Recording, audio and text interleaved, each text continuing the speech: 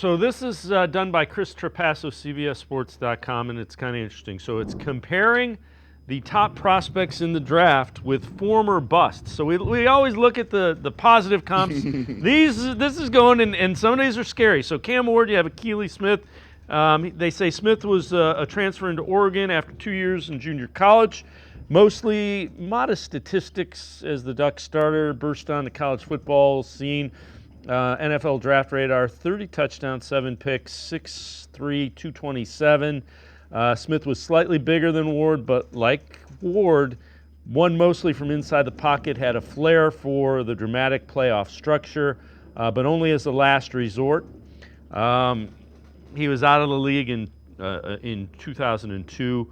So that's the bust comp. Maben, dynamic outside pass rusher at Penn State in a sleek frame, 38-inch vertical, 2009 combine, had a 12-sack, 20-tackle for loss season with the Nittany Lions.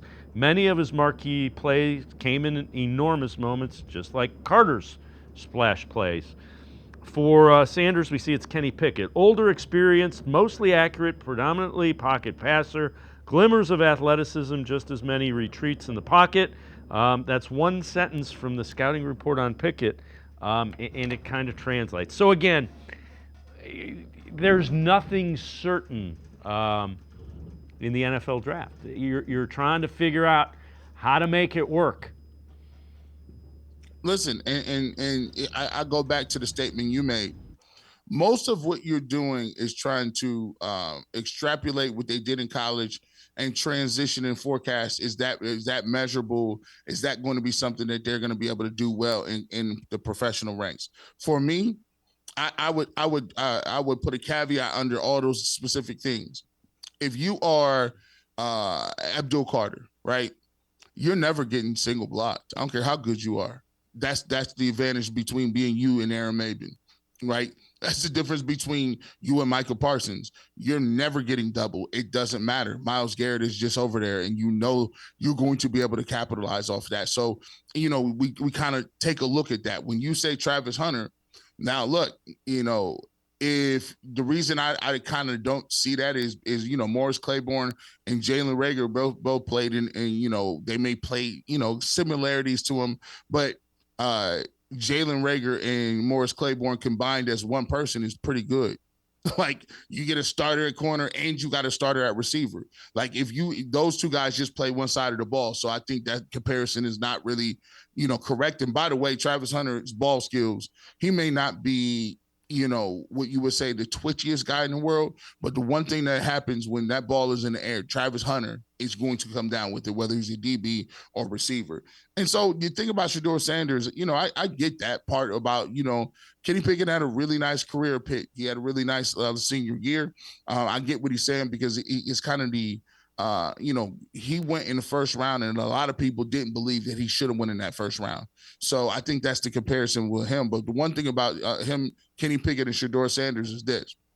Kenny Pickett kind of, wilted under pressure in Pittsburgh. I don't think you'll see that from Shedeur Sanders. That's one thing you won't have to worry about.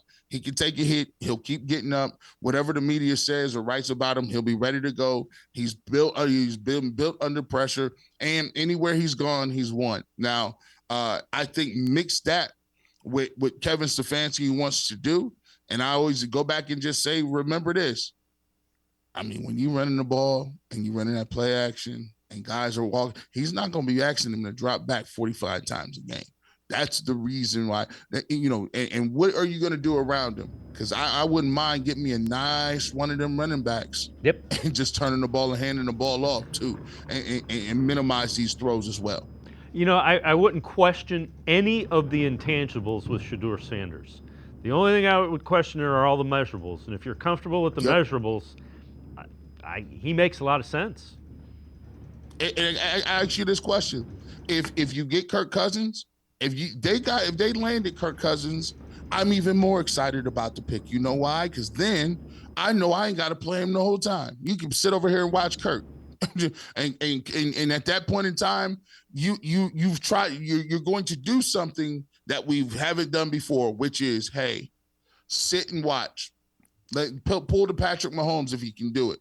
And we'll see. We'll be yet to see what it's going to be, but it's going to be very interesting. Very interesting. It's going to come down to the wire, and I think the Browns are doing a good job of keeping everybody on the seat of their pants because from week to week, I'm changing just like you. Next week, I might want Travis Hunter. Yeah, I am right there with you.